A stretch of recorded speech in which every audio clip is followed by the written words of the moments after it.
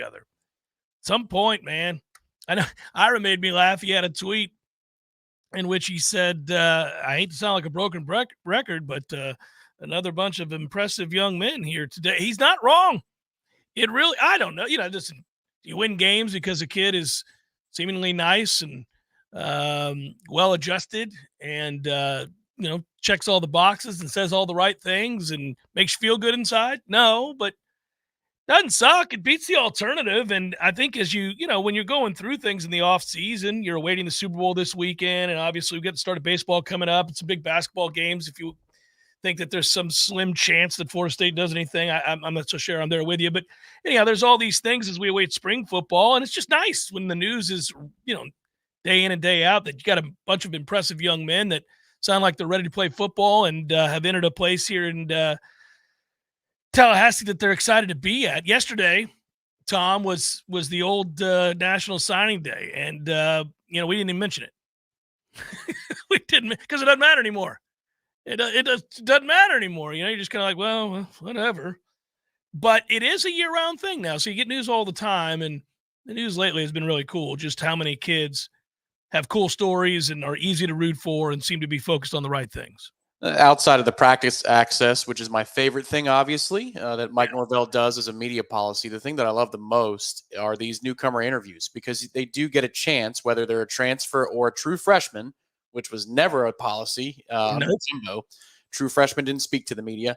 They get a first chance to introduce themselves to the fan base. Like, yeah, we get questions for them. We prepare questions for them, and Ira usually peppers, 5 for every one of us, and staff. He and Aslan do the most question asking. But you get to know the kids, and you get to know their stories, and you get to see if there are through lines, if there are similarities between even a kid that just graduated high school early and somebody who's 22 years old. And there really are. There is a pattern here of what Florida State is looking for. And Mike Norvell is completely honest with the players when he says, if you don't want to work, then don't come here. It reminds me of when I first took the job at Warchant from the old radio days, and we were driving up to ACC kickoff, and I asked one of our colleagues at the time, I said, what's he telling these recruits? Like, in terms of expectations, is he saying that we can win the ACC? Like, no. What he was telling him 2 years ago in 2021, now 3, is we're trying to get to 500 and just watch us work. And that really struck me because he's trying to make up for lost time, and yet Mike Norvell did not feel the pressure to sell a bag of goods and hope he got lucky and ran into 8-4 a couple of years ago. That to me was a sign that he was going to be consistent, and I think this is the reward for being consistent, is you bring in a standard set of player who has a mindset to go work, can have fun, but is pretty serious and pretty attuned to the now. Yeah, I was of the same mindset. I look, again, it's off-season topic stuff, but I just think it's important when you kind of reveal culture. That's why I laughed when the snub happened and then players opted out and, the game became what it was, which was a mockery. People needed a reason or a way to put a label on that and to say something about how that happens. And they kept citing culture. But in fact, you can cite a lot of things, but I don't think culture was where you wanted to go. I think Florida State has one of the best cultures currently of any program, or certainly any of the Florida State teams that I've covered. I'll put it that way. And I go back to covering Bowden's teams and obviously Jimbo Fisher and then, Willie and Mike. This has been really cool. It's been fun to watch, and I do think it is born from the work. That is the number one way, I think, to create the consistency. It's about what you do, not what you say. So he can say it, but he understood from the beginning it'd be more about what you're doing. What are you doing on a daily basis, and what does that beget? Like, what happens? What's born out of that? And what's been born out of that is that it's drawn people to play here, and obviously the success on the field that was also born out of that has also helped to do that. But I think that it's a carryover from year to year. It's why you also, if you've noticed, and I'm hesitant to say it because as soon as I do, it'll happen, but you notice that nobody's gotten in trouble here either. Like, we don't worry about it. Like, you don't go to bed thinking, like, I hope nobody gets in trouble. Like they haven't had any problems. There's just a consistency to the way that the program is run right now. Let's put it that way. You just had to go there, didn't you? You Well, had to go there. it had to be on somebody's mind, you know. I mean, it's interesting. The- Um, yeah, it's an interesting time too, because as you get to know these players, you start thinking about what spring's going to be in the interim. Obviously, this weekend is the Memorial for 11, but soon, from there you'll go and you'll watch baseball games. You're excited about that. I enjoyed my interview with Link Jarrett yesterday. For those that missed it yesterday, you can go to warchant.com, find it. It's posted there. It's on Warchant TV as well. You can find it there. And then we got a new place, right? We got a new place that I could tell people about, and they can subscribe to those interviews as well. It's like baseball and softball and basketball. Yeah, we do. We'll be rolling it out formally in about the next week in terms of graphics and promotion. But it's called Warchant Press Room, where we're going to have even more of the interviews. Like basically, the way it works is we've got so much content going on the main channel that we needed a second one so we could siphon things off. And they'll be on Warchant Press Room, which again is a YouTube channel that we'll link to you. Actually, if you saw on social media today, the link to the Link Jarrett interview. That is on the new channel. So that's going to start populating with a lot more stuff, all the sports. But yeah, a lot of those press conference settings or post-practice interviews, things of that nature. So yeah, we'll be rolling that out in the next week. I had Lee Sterling join me this morning for an interview that will run tomorrow. It's not an interview at all. It's a conversation about prop bets. How many bets you got in there, Tommy? Where are you at now after we talk to Lee? We'll have those for everybody tomorrow. They can get their prop bets in and their straight up bets in. And I've gone through with a fine tooth comb and found a bunch post that conversation. It's finally hitting me that the Super Bowl is this weekend. Yeah, so you know that I want the pure heroin coin flip bet. I'm going to be doing that. That's one down. I've got 3 player props that I like. The national anthem prop I always play because Lee Sterling has good recommendations historically. If he gets this one wrong, it would be the first time in how long? Well, he's gotten it right. It's his daughter. I don't give him any credit at all. Yeah. Lee doesn't get any credit for this whatsoever. This is his daughter who sings the national anthem professionally. She's been, I mean, that's not all she does, but that she's got the voice. She can do it. She carries it. It's hard to do. And she's played, I think she sang at Soldier Field. I know she's done it in big time college venues. She's done it for hockey, the NBA, all over the place. And so he's got right in his own backyard there an expert to break down whomever the singer is in a given year. It's Reba McEntire this year, right? Is that right?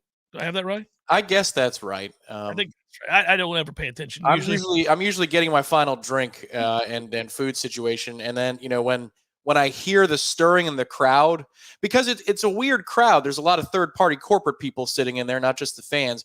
So there's this weird stirring of the crowd before the opening kickoff. You can feel that. I'm like, whoa, that's my cue. So let's get in and lock it in. Because what I've seen is, and I don't know if you heard it yesterday on the top of the hour feed, top of the hour feed, that the touchback prop is minus 300. But in the last 14 years, there have been 10 returns on the opening kickoff. Not people are pumped, man. Can you imagine putting in a Super Bowl and you're a return specialist?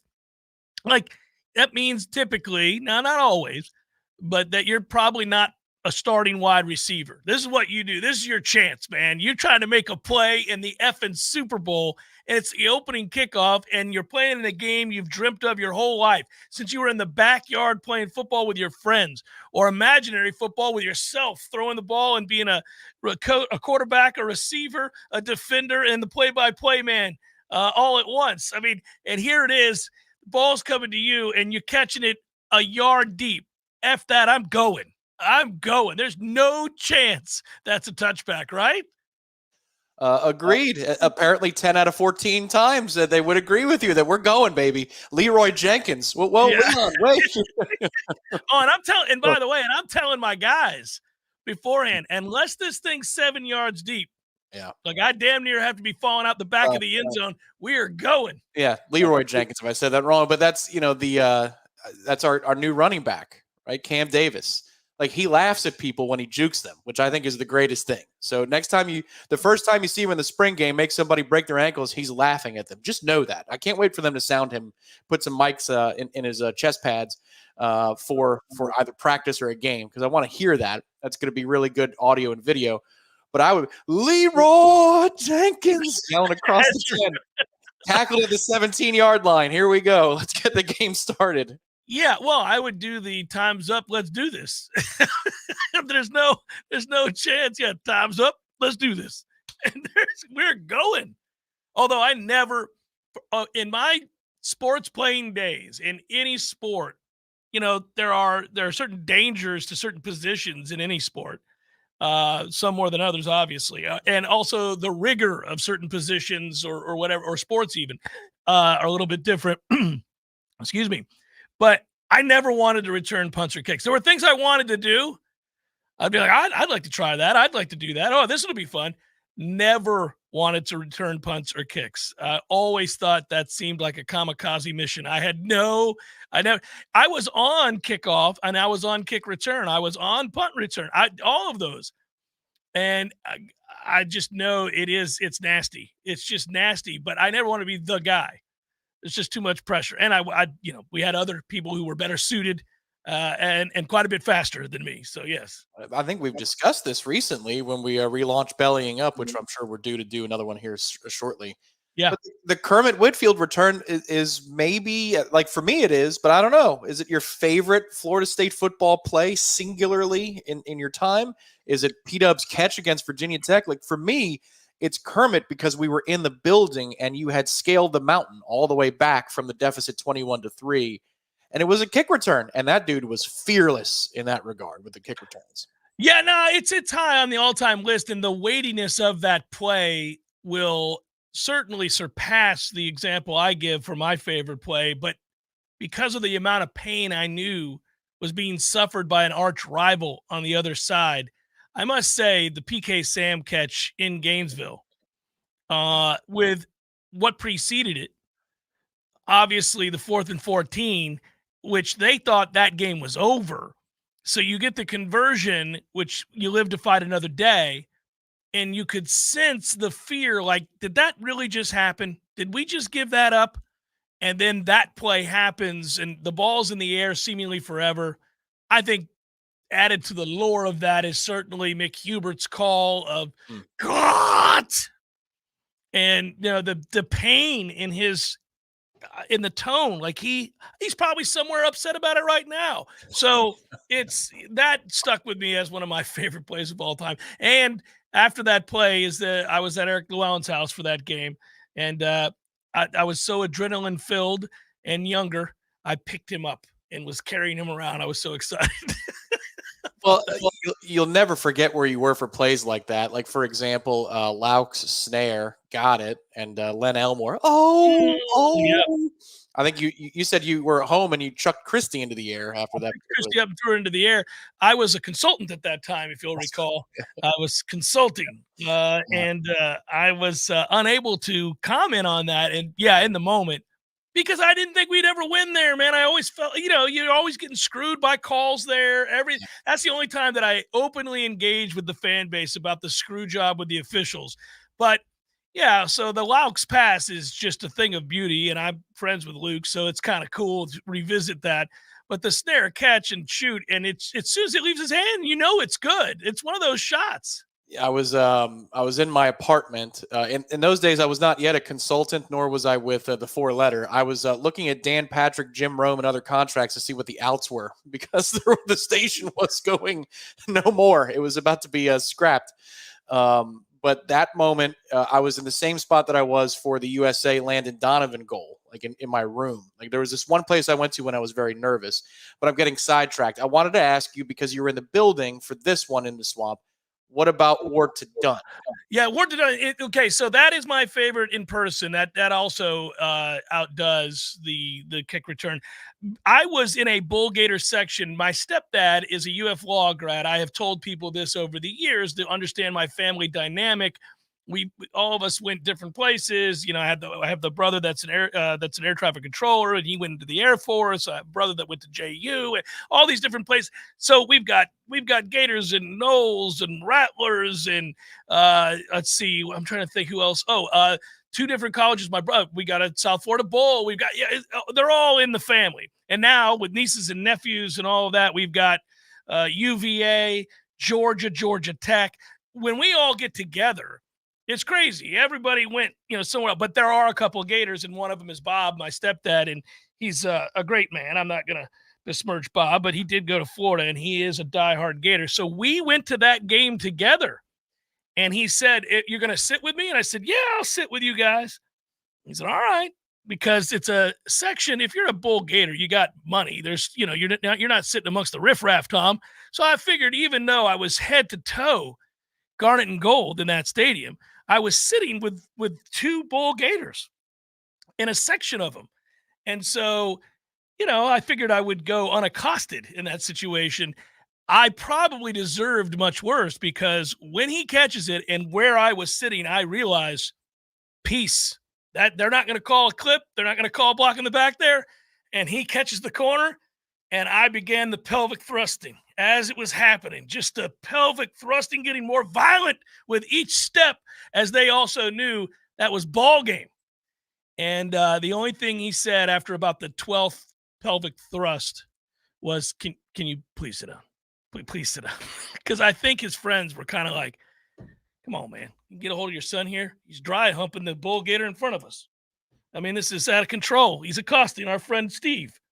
So, yeah, it was that's where we were. It was a great moment. Thanks for bringing it up. It puts a smile on my face thinking about it. It was all-time great. I was on cloud 9 the whole drive back. Woo! So does that rank better than Rick's to Sam then, is the question? Yeah, I think it probably does. I'd have to go through all of this, throwing quarterbacks into goalposts at the height of our defensive dominance and treating Miami like children in a 47-0 win. That was filled with great plays that I enjoyed there. I think you can go back. Basically, we were also desperate to see it happen in '93. That season was filled with great plays. And then, it comes to the moment in time where Nebraska's kicking the field goal and my dad won't watch. And I remember thinking before the attempt, don't let this kid make this. I don't think my dad will ever come back to a game like this. He's been going to games for so long. This has to be the one. Luckily, when it came off his foot, it wasn't remotely close. And so I didn't have to even wait to see it. I mean, I'm watching. My dad's got his eyes closed, praying to like the football gods. As soon as the ball comes off of his foot, I'm like, he missed it. So yeah. I was like your dad in Pasadena, except that was my soul and my brain. I was watching. Yeah. But when Rashad caught the ball and he gets horse collar, but that catch and run, like you're like, go, and I'm just silent. I'm just watching him. You're like, he's gonna keep running. Right. I'm being very quiet. And you're like, we're gonna win this game now, and I'm like, dude. I grabbed your shoulder. I said, it's over. We're winning this game. Yeah. Yes, you did. Yeah. It was very cruel. You were so mad. You're like, what are you doing? I'm like, this game's over. That's it. We got this, baby. You have branded my skin with a new scar if we lose this game, sir. Oh, you may never have forgiven me. This would have been the worst story of all time, because you would have told it 46 more times since that happened had we not gotten in. Yeah. Oh, we're winning this game, baby. Oh, it's over. It's over. Yeah. I was smiling before they snapped the ball in the next couple of plays. I'm like, it's over. Well, it's just such a perfect, when that happens and those two guys basically collide into one another and miss, and he's so fast, I'm like, that's it.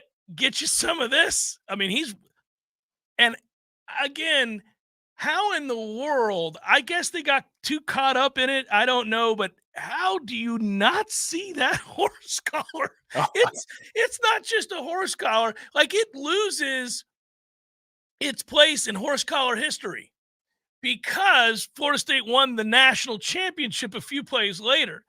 But if it were rightfully judged for the worst horse collar missed by officials since the horse collar rule was put in place, it's up there amongst the top 10 horse collars missed. It might be number one. Like, I think you can take impartial fans of teams, just people who understand the game of college football, more importantly, the rule of the horse collar, what is and what is not a horse collar, and just have them sit in a room and go like, I don't care where you went to school. I don't care who you root for. I don't care what your thoughts are on Florida State. We're only judging this based on the merit of the degree in which this is a horse collar. All right, everybody? Now, here's example number one, and they show that one. People will get out of their chair and go, good God, man. Did somebody arrest that young man? That is as nasty a horse collar as you're ever going to – wait, they didn't call it? Like, you're dumbfounded. Yeah, that's why my favorite moment after that, it's my favorite moment of the rewatch. I'm like, oh, everybody look. Because when he gets lassoed on the goal line 3-4 plays later, Rashad, and they show the Jimbo replay, and he's already charged up with a severed hamstring. Hold the hamstring. And he's going, ow, bull. And then he goes, oh, okay, got it. Yeah. He saw the flag. He's like, okay. Yeah. I was going to get mad, but now let's call the play. Yeah, he was like, you got to call. Yeah, that happens a lot, too, by the way, in all sports, where a player is assuming the officials did not see this egregious foul, but the flag was already thrown. They just haven't located it. Yeah, that was Jimbo in that moment. I'm like, there's like 6 flags, Jimbo. They got it. He was accosted. They got it. It's the Jeff Cameron Show, 93.3 Real Talk Radio, Warchant TV. Excellence defines us, so we'll never let orthopedic pain and injury define you. TOC is a physician-led team of fellowship-trained specialists providing the highest level of orthopedic care in the region. With 12 centers of excellence and TOC Now urgent care clinics, our patients access affordable, expert care fast. TOC, only experts. Schedule an appointment at teamtoc.com. Hello, I'm Jimmy Fasig. And I'm Dana Brooks of Fasig Brooks Law Offices. When you're in an accident, traffic cameras can be the best source of evidence to prove who's at fault. That's why Fasig Brooks has partnered with RoadProof to have access to all their traffic camera footage. With RoadProof, we can search our network of traffic cameras to find the evidence that could help you win your case. Call us today to see if we can help find the proof to help you come back stronger. Call us now at 850-777-7777. If you've been waiting and waiting, perfect time to buy your new house, you'll be waiting forever. This is Shannon Young with Fairway Independent Mortgage Corporation, and I have been a mortgage lender for over 20 years. And I can tell you that there is no such thing as perfect timing. So take the first step towards your new home and let me show you what that really looks like. Chances are very high that you'll be very surprised at what I can help you do. When rates go low, prices go high, and that home that you've been eyeballing could be gone. If you're wondering how the drop in interest rates is going to affect your payment, give me a call. I'll be more than happy to show you all of the options available to get you into your new home. And for every single loan that we close for a fellow Nole, I will personally donate $250 per closing to the Battle's End. Let's do this together and let's keep climbing. Call me today at 954-369-6171. That's 954-369-6171. Or you can find me online at loansfornoles.com. That's loansfornoles.com. Equal housing lender. NMLS number 373031. Keeping power reliable and affordable here in Florida is our most important commitment. At Duke Energy, we're working across our communities, strengthening our systems, rerouting power to help avoid outages, and adding proven innovations that will help make the grid stronger and more secure today and ready for tomorrow. Because Florida deserves more reliable and affordable power, and we're determined to deliver it. Paid for by Duke Energy shareholders. I'm Caleb. I'm the lawn supervisor at Paul's Termite and Pest Control, and I really do love my job. Paul's has created an incredible work environment that always puts our customers' needs first. Their needs are our concerns, and my particular job of improving the health of North Florida lawns is something I truly enjoy. I'm an outdoor person, and I get to be outside all day watching the lawns run through the stages full of weeds to weedless to lush, grass-filled landscapes is very rewarding. I'm proud to represent Paul's. I'm Jay. Having the privilege to work with people like Caleb and all of our employees is truly an honor. There is no doubt that the staff of Paul's Termite and Pest Control is the best in our industry. All of our people are local, and local really does mean something. We're North Floridians. Our kids go to school here. We shop here. We build relationships here, and we honor our commitments. To all of our customers, thanks for trusting us to protect your family, pets, and home. For the elimination of termites, any other pests, and a greener lawn too, call Paul's. We'll get them all. We all want more energy, more strength, more results. Well, welcome to Orange Theory Fitness as you take a step towards feeling more alive today. Backed by science, Orange Theory's heart rate monitored workout is scientifically designed to keep heart rates in a target zone, spiking metabolism and increasing energy. Orange Theory Fitness is a one-of-a-kind group personal training workout resulting in more energy, visible toning, and extra calorie burn for up to 36 hours. Experience a more vibrant life today with Orange Theory Fitness. To find out more, go to orangetheoryfitness.com. The Jeff Cameron Show is a production of the Warchant.com Multimedia Network. Check out Warchant.com today for the latest news.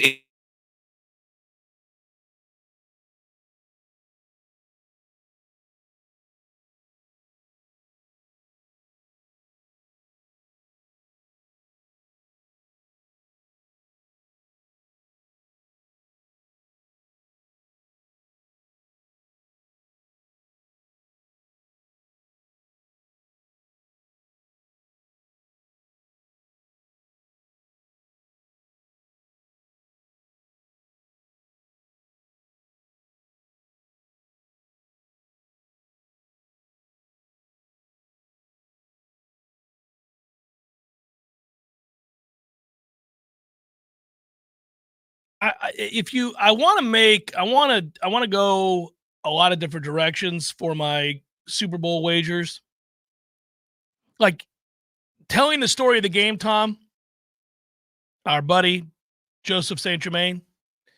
We talked a lot about telling the story of the game when he had a feature and we would go through these bets. And like, I can tell a story in which San Francisco wins the game. I can tell a story in which Kansas City wins a game. And when I tell both those stories, then I map out how it happens and I make these bets. And I'm trying to obviously get the kind of odds that if one of those hits and offsets the other on the other side, because I may bet both, that I end up making my money back and then plus it, obviously. So like you're trying to find, if you wanted, for example, like what if you wanted to make an argument? This is kind of a fun thing to do. So if you wanted to make an argument that San Francisco was going to win the game, would you say then that your MVP vote would be for Christian McCaffrey or Deebo Samuel? I think on offense, it has to be McCaffrey. If you're looking for another MVP for San Francisco, I would probably go to defense before I would go another skill player. And maybe after defense for a player or two, it would be Ayuk or Deebo, right? Or Kittle. Maybe Kittle. Yeah. Well, they love to give the MVP, no matter who wins the game, they love to give the MVP to the quarterback. It usually is some weird, like 11 of the last 16 or 12 of the last 16 have gone to a quarterback, which is not always right. It's rather frustrating. They just like to give it to it's almost like the Heisman these days. They like to give it to a quarterback on the winning team. But if the game were, okay, if Kansas City, Baltimore had been the Super Bowl, you could not have given that MVP, I don't think, to Mahomes. You would have given it to Kelsey. 11 catches, 120-something yards, and 2 touchdowns, wouldn't you? Maybe. That's a crazy line. It is a crazy line, but I think they might still give it to Mahomes in that situation. I'm not saying what I would do. I'm saying I think the nature of what you're talking about with the Super Bowl. Yeah. Now, the difference in this situation is Brock Purdy is, he's Trent Dilfer. He's Brad Johnson. He's, like Super Bowl winning quarterbacks who don't have the profile. And I don't mean that in a bad way. I'm just saying that the star of that team is Christian McCaffrey. And so I think they're leaning towards the star. So I think if it's close, and let's say Purdy threw for 265 and 2 touchdowns, no picks, and McCaffrey ran for 105 yards and a touchdown, they might give it to McCaffrey. I think they might give it to McCaffrey. Right. He may not be afforded the same sort of love right now just because it is early in his career. It is weird that he doesn't in any way get the same sort of credit. Like his story is not that much different than, say, like Kurt Warner's. People love the hell out of some Kurt Warner. Yeah. Even early on, they thought it was like the coolest thing ever. They don't do that with Brock. And Kurt Warner was on a loaded team too. Correct. But that's to be written, though. Kurt Warner was not Kurt Warner until after that moment. You know, like entering the game, very much the same. I agree with you. It's the cool story about bagging groceries. Everybody knew that story. Yeah, so it's all that. Yeah. that was cool. But then, you know, after the legend became stronger, even though, did he win one more? I don't think he did he? He got there with Arizona. Got there with Arizona, and it took a one of the greatest throws in the history of the Super Bowl to beat him. So he lost to Belichick's defense, and then he lost to the Steelers. So he got back there twice more. But you know, like Purdy could elevate into this other thing after Sunday. I'm just saying, entering the day, he doesn't have that profile. I think tie goes to McCaffrey in this weekend situation, whereas the tie goes to Mahomes on the other sideline. So and playing the story out, if I took, and again, this isn't me picking a winner, but let's say I'm just telling the story of a winning side. I'll do the same with Kansas City to come up with my bets there. But there's a fun bet to toy around with. You can do it on DraftKings. You can do it on the Hard Rock app to a lesser degree. You get more options at a lot of other places and books. But if you did a same game parlay, Tom, and you tell the story of McCaffrey winning the MVP in a San Francisco win, then you have the ability. I looked this up. You can do an anytime touchdown for McCaffrey. So one would think that if he's going to win the MVP and they're going to win the game, then he would have to score. I mean, you know, he can't win the MVP without scoring. So you can do an anytime touchdown bet with McCaffrey. And if he's going to win the MVP, he's going to have to rush for over 89 yards. And that's the over-under on him, 89.5. So I'm going to go same game parlay, over 89.5 yards rushing, anytime touchdown to McCaffrey. And then if he's going to win it over Purdy or somebody else, then Purdy can't really throw more than 2 touchdowns, because if he does, then he's going to win the MVP. So I'll take Purdy under 2 touchdowns, McCaffrey over 89.5 with an anytime touchdown. And you know what that is in a same game parlay? That's a plus 750, baby. Okay. All right. That's a nice little story to tell. That is, man, that is a comprehensive story too. You've got a beginning, a middle, and an end. Like this is like, go ahead. Because I'm gambling this morning on my app, and I'm telling you that I'm going through in my head. This is how you do it. You say, all right, well, how would it happen? Well, that's how it would happen. What are the props? What are the odds? Well, okay, he's at 89.5. I'll go over that. All right. Anytime touchdown, they do that every game in the regular season. You can do that anywhere. I like anytime touchdown bets. I've had success with them this year in player prop bets. I went and looked and was like, okay, there we go. I'm going to go ahead and take a look at anytime touchdown. What's the total on yards? 89.5. All right. What else needs to happen? Well, somebody else can't go off. Like Kittle can't have 10 catches for $150 or I get screwed. Mm-hmm. So you're going to have to kind of slow your expectations, ramp your expectations down on a Burt. Besides, actually, if you just think about the way you would call the game, what is it that Kansas City is susceptible to? The run. They struggle. That's what makes the Baltimore game plan asinine in that game. Kansas City has struggled against the run. And so what, you run it 5 times with your running backs? 5? It's like that's the craziest for a coach that has won a Super Bowl and is going to go to the Hall of Fame. How in the hell did that happen? Well, and for an offensive coordinator, that's pretty damn good at his job too. It is crazy. It shows you can get lost in the moment. You can get completely taken out of whatever it was you had going into a game. Well, the crazy thing is too, this is the weird part of this playoffs is you can do that in both conferences. You can be like, man, San Francisco has gotten super lucky to be here. They should have lost to Green Bay, should have lost to Detroit. Yes. Right. And then in this instance, in this game, sometimes when you're panicked, something goes right and it snaps you out of the daze, the fog.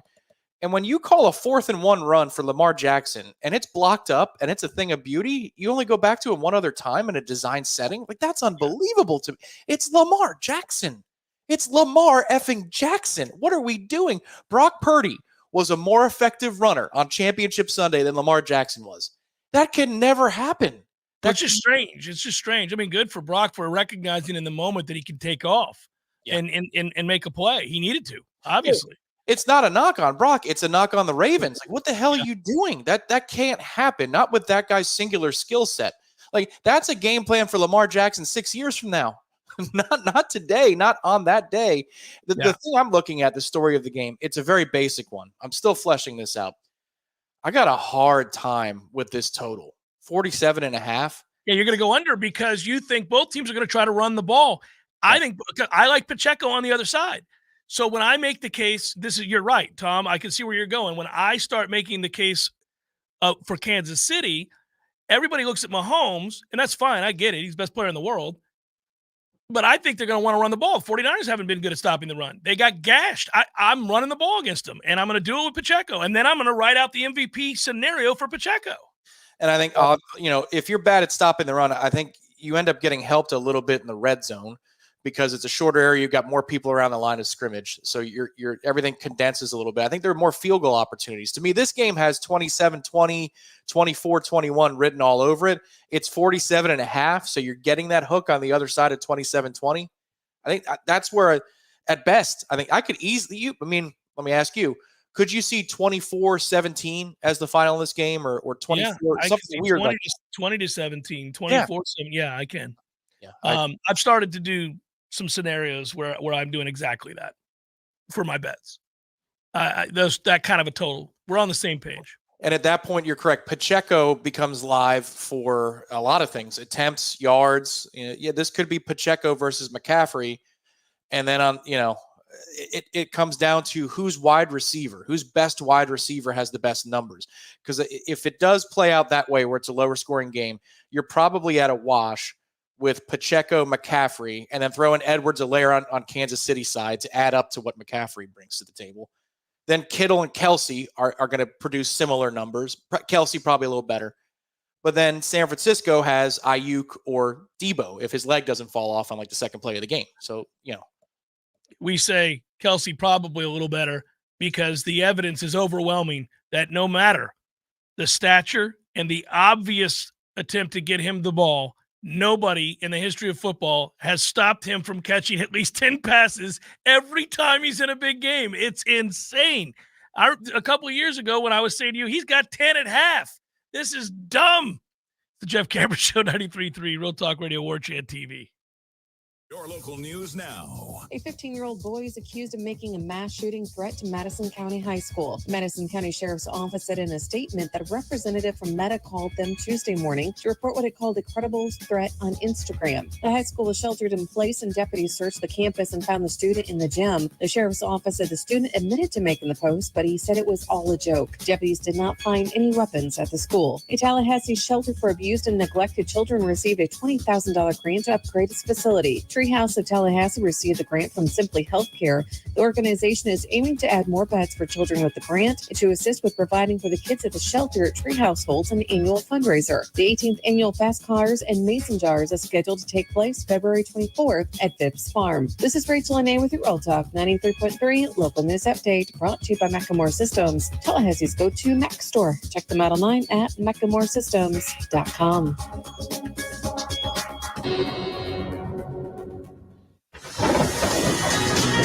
This is meteorologist Paul Trombley with your Real Talk 93.3 weather update. Sunshine mixed with clouds at times this afternoon with daytime highs approaching 70. Winds out of the south, 5 to 10 miles per hour. Partly cloudy with fog in spots tonight, lows around 48. High temperatures reach up to 73 tomorrow. A blend of clouds and sun with fog at times early. This report is brought to you by The Lawn Johns. For all your landscaping and lawn care needs, visit thelawnjohns.com. Currently, it's 68 degrees.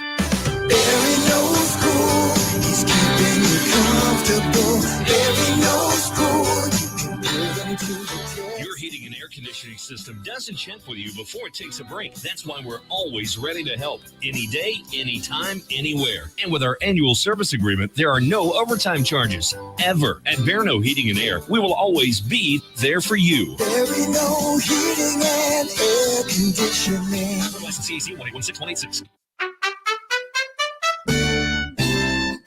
So everybody knows, Eddie, that you are a spectacular cook.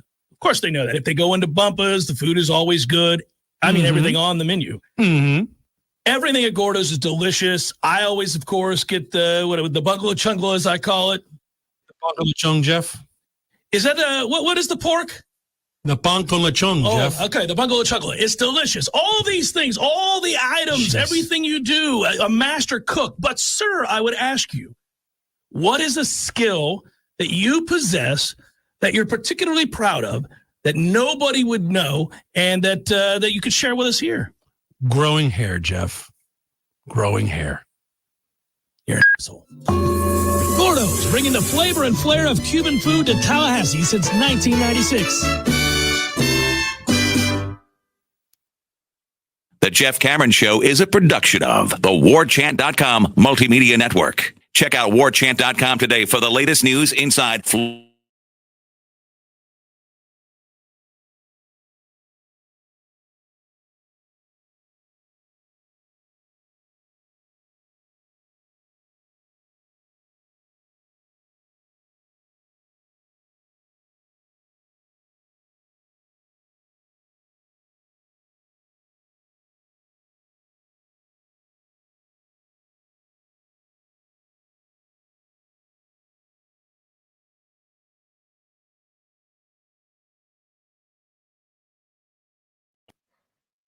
our boss posted, if you're a gold member in the Renegade room there, Tom, how many Florida State players will get drafted. And I thought that segued nicely, since we were asked on Tuesday and again yesterday about post Senior Bowl and Shrine Bowl and all that stuff, like who shined and who didn't. And I was trying to answer the question because we were joking about it on Tuesday during headlines that in the past I didn't like this exercise.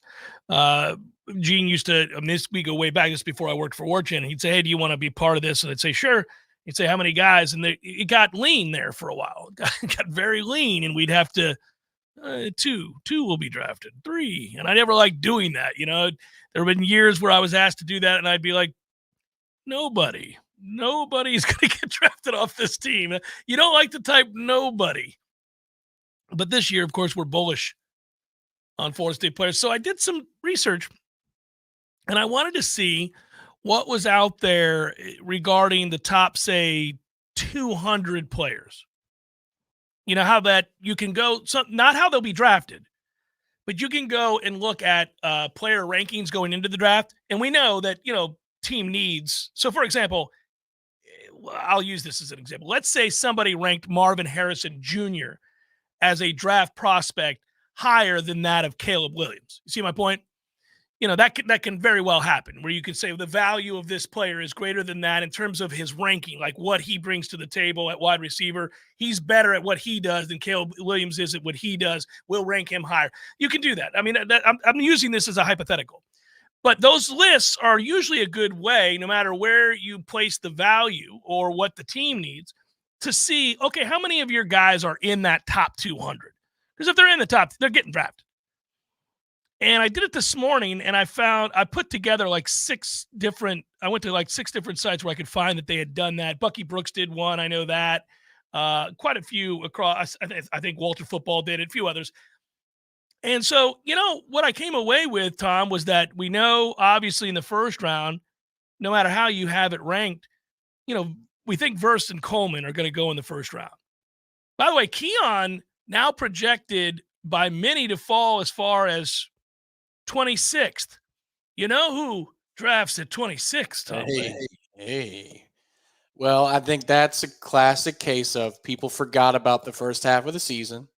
He puts up a number at the combine, the conversation's over, he shoots back up into the teens. I think it's that simple for Keon. Big combine for him in the next few weeks. I hope that he stays right where he's at and goes 26 to the Bucks, buddy. I'll be all right with that. But either way, so you've got Verse and Keon. And then from there, it got interesting because some people, as we said the other day, kind of see Johnny Wilson as a tight end hybrid. Others say, no way, no how. He is a wide receiver. I've seen him fall to the 3rd round. I've seen him fall to the 4th round. And I've seen him go as high as mid-second round. So he's getting drafted, is my point. Johnny Wilson's getting drafted. I went and looked and saw what Braden Fisk just did for himself. And man, does he continue to shoot up the boards. You go back before those practices even, Tom, that's a guy that was late 4th, early 5th. All of a sudden, you see him high as hell in the mid-second. It's something that I don't understand. I don't get that. These guys travel to practices, and if the draft experts don't, then they talk to scouts who do. Mm-hmm. And Braden, you're wondering why a couple of practices did that? I mean, Jesus, guys, did you watch the Florida game? Did you watch the Louisville game? First play from scrimmage against Louisville. You could have turned it off and said, all right, well, Florida State's winning. But at least the one play you would have seen was Braden Fisk being a badass. Like, that's very frustrating. Yeah, but for the purposes of this exercise, there's another guy that's going to get drafted. Right. So so count along with me here. Verst, Coleman, Fisk, Wilson. All right. Now that you're at 4, I think is what we've done. Jaheim Bell is going to get drafted. In no mock does he not get drafted. I haven't seen one yet where he isn't drafted and fairly high, like 4th round, 3rd round, something like that. Jaheim Bell is going to get drafted. Now we're up to 5. A guy who's done a ton for himself, who I guarantee get drafted. We're just talking about getting drafted now. Jarian Jones is going to get drafted.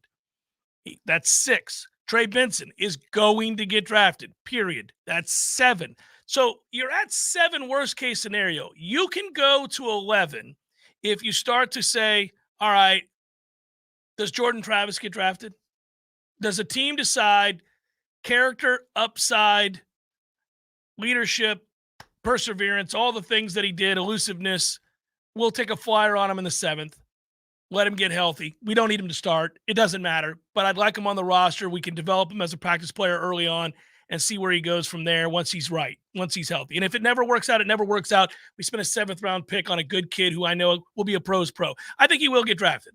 I think so too. Now, I would assume he's being invited to the combine, considering he finished in the top 5 of the Heisman voting. So I would think he's invited to go. The medicals would be the key there. If the medicals, but he's not going to run or anything. I mean, he's just going to. They'll project, right? But assuming he goes there, and he could decline it at that point because you're not going to be able to participate in the physicals. But the interview process and the medicals, like if those 2 things go well for him, man, the film speaks for itself. He absolutely should be drafted, 100%. Yeah, even if you think he's a career backup, which is fine. Backups exist. There are a lot of sorry-ass backups in that league. Every time the guy goes down, gets hurt in like week 6, and you're watching for unknown reasons Indianapolis versus Houston, you're like, oh, that dude's still in the league, huh? He was a bum in college. All right, so there you go. So you got that. I think that's true. So that's where now we're up to 7 or 8, and it just takes a couple more guys to get their opportunities. Renardo Green. Oh, yeah. I think he gets drafted. Absolutely, I do. I do too. So now we're at 9. Mm-hmm. If you're trying to pin it, because I'm trying to get the number right. It's easy for any of us to say, oh, between 8 and 12.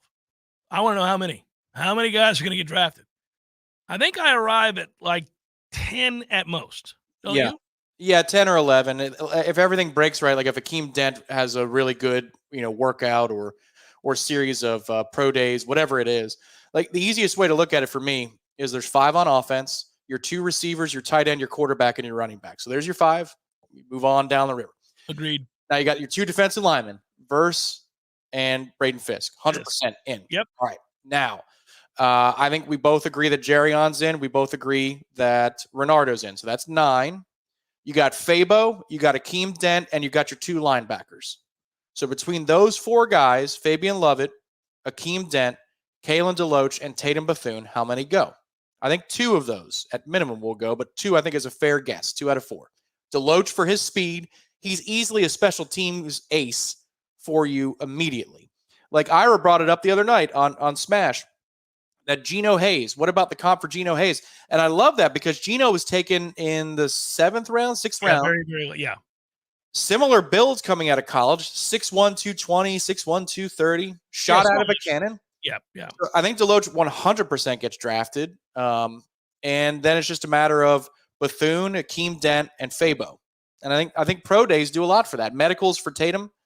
But yeah, I think you're staring at 11 is probably the number. You're going to go with 11. I think I'm going to go with 10. But I like it. I mean, goodness gracious. Like we're saying worst case scenario 9. Yeah, I think that's fair. Yeah, so you see those graphics at the end of every draft. Who had the most players? We're going to be on that list this year for the first time since what, 2015, 2014? Yeah, it's going to be good. It's going to be good. By the way, so I'll come up in the chat. I want to talk about it to start the next hour. Let me set it up here. I don't know how many of you looked at Andrea Adelson's story. Florida State files motion to dismiss ACC lawsuit. The Florida State Board of Trustees filed a motion yesterday to dismiss the lawsuit the ACC filed against Florida State. and they did so in Mecklenburg County, North Carolina. In the motion, Florida State is arguing the ACC lawsuit is fundamentally flawed and an improper attempt at procedural fencing. They cite basically a race to the courthouse.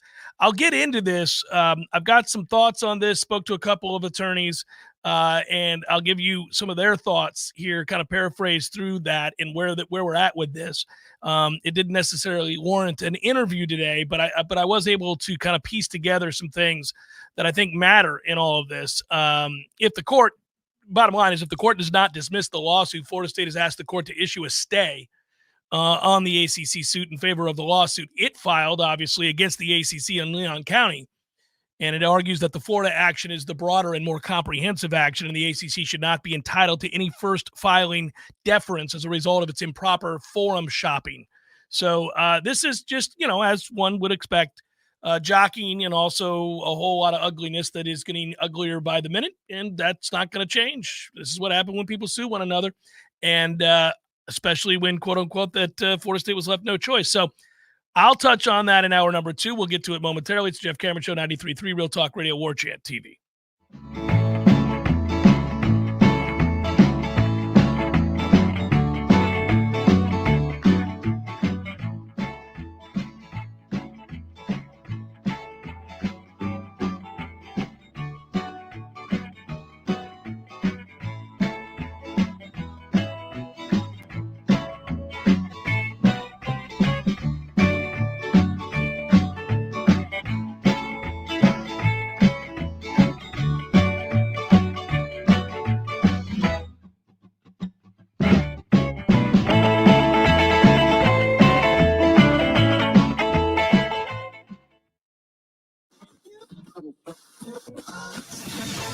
This is Jamie McClenny with Trek Financial in Tallahassee.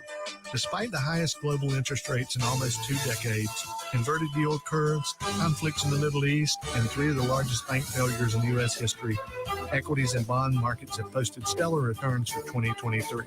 The Dow Jones, the NASDAQ 100, and the Russell 2000 all reached new highs as markets rallied on the expectations of Fed pauses, Fed easing, and Fed bank bailouts. Markets are going to do what markets are going to do, but a clearly defined risk management protocol can help to mitigate large drawdowns in your retirement nest egg.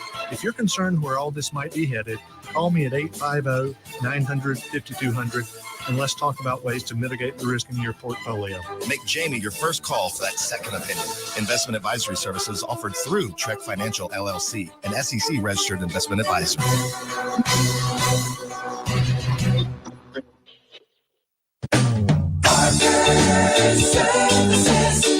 Just a call away. 222-7722. AC and electric is what we do. Service, repairs, and installation too. 222-7722. Parker Services. Comfort just a call away. Invest in a Peak Performance membership and you'll buy peace of mind in knowing that you're extending the life of your system and probably saving money on your power bill too. The program includes comprehensive tune-ups that keep your system running at its maximum efficiency. And Peak Performance members get many benefits, including priority service. Members jump to the front of the line when their comfort system fails. And a 15% discount on all parts. The Peak Performance membership pays for itself over and over again. Call today and have peace of mind. And Parker's is now offering electrical services too. Parker Services. Comfort just a call away. Florida license number CMC 050334. Siri, tell me a joke. The past, present, and future walk into a bar. It was tense. All jokes aside, the trained professionals at Mac & More Systems are serious about Apple products. For all your Mac repairs, call Mac & More Systems at 894-3622. 894-3622. Your body is a masterpiece designed to heal itself from within. Learn how to maximize your health by tuning in to Phenomenal Health with me, Dr. Ryan Finn. Saturdays at 2:30. Experience true health today and call Finn Chiropractic at 386-7700. There's fun to be had every night at the Corner Pocket. Take-home prizes on Trivia Tuesdays and Beer Bingo Thursdays. And kickstart your weekend with Martini Fridays. Plus, happy hour runs every weekday and game day specials every time the Noles take the field. Watch all the best games at the Corner Pocket's Vegas Wall, featuring 560 inches of flat-screen TV heaven. Oh, really? The best food, the best drinks, and the best place to watch all the games. Tallahassee loves the Corner Pocket. Coming up next, more of the Jeff Cameron Show. Live and local on Real Talk 93.3 WVFT, Greta, Tallahassee. The latest betting odds and live movements from Vegas. This is your action update. Now here are your latest lines from our guys in the desert. Florida State as a 4-point underdog beat Boston College by 163-62 yesterday at the Conte Forum. Georgia 7-point road dog today at Mississippi State of the SEC, 146.5 the total. NHL today, the Tampa Bay Lightning, winners of 3 straight and 8 of 10, $1.14 dog of the New York Rangers, minus 135, 6.5 at Madison Square Garden. 49ers laying 2 against the Chiefs, 47.5 the total at Allegiant Stadium. Will the opening kickoff be a touchback? Yes, minus 310. No, plus 245. No is 18-4 in the last 22 Super Bowl. 4 free chicken breasts and 4 free pork chops with your order right now at omahasteaks.com/VSIN. Mike Sennett, Real Talk 93.3. Pizza's here. Oh, great. I'd love some, but I'm worried about my stomach issues. If you're worried about having diarrhea, gas, bloating, stomach pain, or loose, oily stools, it may not just be stomach issues. It could be a condition called exocrine pancreatic insufficiency, or EPI. With EPI, the pancreas doesn't release enough enzymes to break down food, but EPI is manageable. Use the symptom checker on identifyepi.com and talk to your doctor. That's identifyepi.com. Sponsored by AbbVie. When you use Bounce dryer sheets and your clothes look amazing, it's the sheet. Less static in your life? Yeah, it's the sheet. Smelling fresher than ever? It's the sheet. Oh, so soft fabric? Ooh la la. It's the sheet. Less wrinkles on your clothes? You know it's the sheet. Bounce dryer sheets. More freshness, more softness. Less static, less wrinkles. It's the sheet. Whidden Glass has been taking care of business since 1945. When you call Whidden Glass, you're dealing with experienced, reliable professionals who offer only the best. Like Whidden's top-of-the-line bath enclosures that provide style and luxury at an affordable price.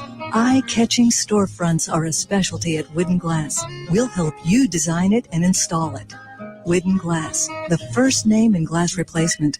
Call 222-5781. QC Kinetics patient Robert Patterson, a veteran and business owner, struggled at work and in the gym with chronic agonizing shoulder pain. Those injuries just continue to nag, and if you don't treat them, they just get worse. And I just kind of abused my body for a long time, and it finally had said enough is enough. That's okay, because QC Kinetics tells your pain, hey, enough is enough. Their regenerative treatments bring you relief by helping restore and repair damaged tissue with no drugs, no downtime, and best of all, no surgery. I was able to exceed the goals that I had previously attained in the gym. It was absolutely worth its weight in gold, so I could continue to live life without limitation. Ready to get lasting relief from your joint pain? Call QC Kinetics to learn more about how natural biologic treatments can get you lasting results. Call now. It's a free consultation. 850-391-4280. That's 850-391-4280. QC Kinetics. 850-391-4280.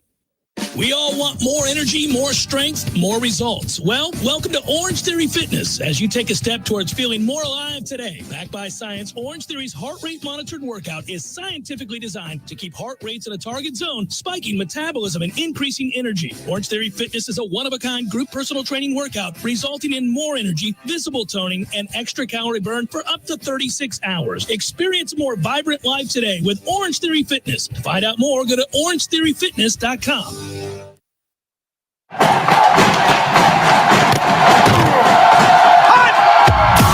Broadcasting live from Florida's capital city, this is the Jeff Cameron Show, brought to you by Orange Theory Fitness on Real Talk 93.3. Now, stop what you're doing and listen closely. It's time for the Jeff Cameron Show in 5.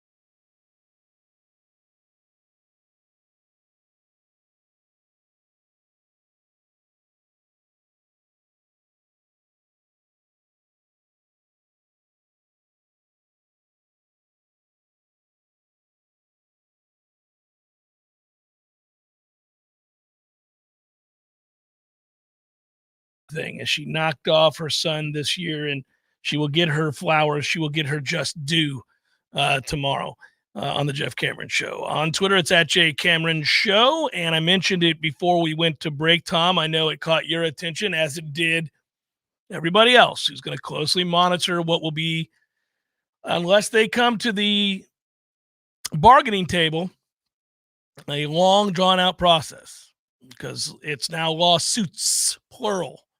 And it's I have a feeling that that's going to continue to grow. The suit countersuit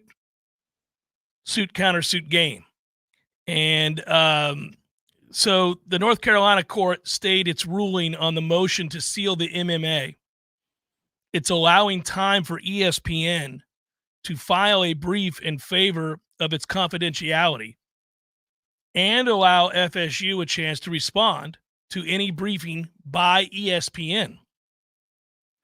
FSU, secondarily, filed a motion, as I mentioned before the break, to dismiss under Rule 12 of the North Carolina Rules of Civil Procedure for lack of subject matter jurisdiction, lack of personal jurisdiction, and failure to state a claim upon which relief may be granted. FSU's motion briefly goes into their reasons as to why the ACC suit violated each of those requirements. North Carolina, from what I'm told, is a state that's unique with motions, as more jurisdictions require you to file your brief in support with your motion. But in North Carolina, you file the motion stating your position and then obtain a hearing date, and briefs are due 48 hours from the hearing date. If you look at it like a 10,000-foot view, the brief is lengthy. It's 10 to 20 pages with discussions of all facts and facets, laws, case law, analysis, legal conclusions. That is typically only, you get basically what I was told, you get one bite at the apple here.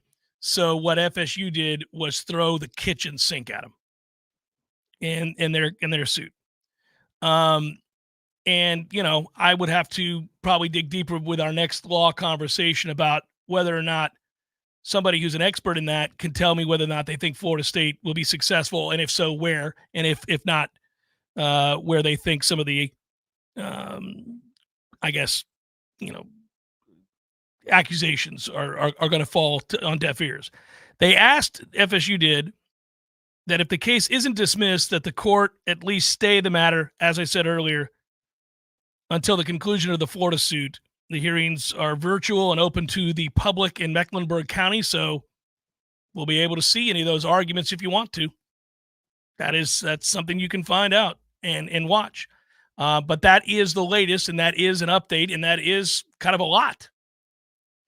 It is. The hard part I have is reconciling what's going on with Florida State and the ACC with the knowledge that on some level here, ESPN and Fox are now working together in order to create this streaming network. Mm-hmm. So you and I talked about that yesterday. We did. And Warner's with them as well, and that's Turner Sports essentially, so TNT, TBS Sports. But I have a hard time reconciling. Florida State wants to take the following measures. They want to get out of the ACC, and if they've got to burn some things down along the way, they'll burn some things down. You get even into the state politics of the attorney general asking for the playoff committee to, submit records, whatever. I don't think they ever did that. It's February. It must have been some grandstanding outside of Doak and nothing more, because the follow-up has not been there. But do you really want to piss off a television network at this time, thinking that perhaps you could play one against the other, when it seems like the two television networks are now working together, at least on the future of their linear channel delivery system? Like, this is the way that they're going to deliver their, one-third partnerships with themselves, ESPN, Fox, and then Turner/Warner Brothers Sports.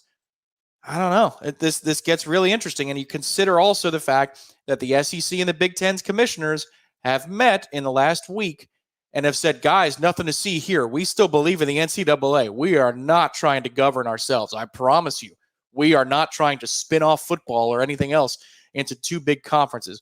I believe that's exactly what they're doing. So if you've got the networks working together and their proxies, which are the SEC and the Big Ten working together, I just hope that Florida State doesn't burn bridges thinking that they'll never need to cross that bridge again, when maybe on the other side of this legal action that they might very well need to do that. No, I think what will happen instead, Tom, and the reason I don't worry about it is there has to be, for this to be as successful as they want it to be, you're acquiring assets to make your case for the cost of said service, right? Yeah. In what world is that not greatly enhanced by Florida State's presence? Amongst others. Yeah, I tend to agree. It's just that I think before this relationship was announced, it is easy to play one against the other. But now you might be seeing the same person. You know what I mean? Like that's... Yeah, I agree, but I never believed that we were really playing the Big Ten off the SEC or the SEC off the Big Ten. It was always going to be the Big Ten and ESPN, and I think that those two creating what you think they're creating, which is the power to the super conference, the whole the very thing they say they're not creating. Yes. Well, then that'll supersede anything that has to do with this lawsuit. They're going to say Florida State, North Carolina, name a few other entities, assets is the better way of saying that would enhance the value of this. Thus, we could charge more. Right. And I'm not saying bend the knee to ESPN. Don't get me wrong, because you have to attack both sides of that agreement, that grant of rights, in order to get to the direction that you want to get to. It's just that I would imagine we've got some political people, like savvy political people, that are engineering this process on the Florida State side. You could piss off Jim Phillips and never be on his Christmas card list. But Bristol, you don't want to go quite that far. So it's like you want to direct your anger at the grant of rights, which is a two-party agreement, but you really want to focus on that ACC side of the grant of rights. Because when this thing all gets restructured on the other side, just make sure that you didn't make an enemy out of somebody who you will need to be your friend. And I think they are. I mean, I think that some of what they've done, they've had to do in order to make the larger case. And that involves the agreement that took place, they think, incompetently between the former ACC commissioner and ESPN. Yes, but this is also two parts. Like I kind of alluded to it before. I'll say it more bluntly. You need your politicians to stop poking at the network versus network conspiracy with the college football committee thing. Like that's fun to go get some votes, but at some point that's going to get annoying, and it's going to serve, even though they're in the same state and they're not wearing garnet and gold per se. But that kind of stuff from a senator's office or an attorney general's office can start to piss off some people who might have the puppet strings. I think the ACC lawsuit part of it is fair game. But like you might want to slow your roll on that stuff. And it seems like it has slowed down because there's no more political capital there. I mean, it was hot and heavy for about 6 weeks, and all we heard was like this office and that office and this office accusing the playoff committee. Thankfully, that has kind of died down because in the end, they're all going to be working together. They just told you that ESPN and Fox just told you that they're going to be working together on a delivery system. So let's just get in that club and then worry about stuff later. What I thought was funny, and I know you alluded to it, but for the purposes of bringing it to our audience, the Greg Sankey, SEC commissioner, talking about the relationship between the SEC and the Big Ten and their stated goals, the partnership. They want to advise, Tom. Of course, they want to advise, but they're not in lieu of, but they want to advise. No. Well, it reads like this, which is funny. I agree with you. SEC Commissioner Greg Sankey said yesterday that the new strategic partnership between his conference, the SEC, and the Big Ten is a response to a need for leadership. Well, you can stop there. Who's going to be providing that leadership, right? Yeah, those two. That's it. That's all. They are taking over. I laughed when he said that because right after that is this whole idea that it's a partnership with the NCAA. No. We wanted to, quote, introduce new perspectives, new ideas, some new thinking, or maybe even more important, help cut through the bureaucratic tape we face so often in college athletics. We're not trying to circumvent the NCAA. Yes, you are, and that's fine. The NCAA is incompetent. They've proven that for a very long time. Sankey went on to say the partnership with the Big Ten would not act unilaterally. but would instead be focused on creating a more streamlined approach to identifying solution to college football's issues. Once again, dictating terms, including the college football playoff, Tom. Name, image, and likeness rules as well, and the ongoing litigation facing college athletics. Quote, what keeps me up at night is people thinking I have a set of magical answers.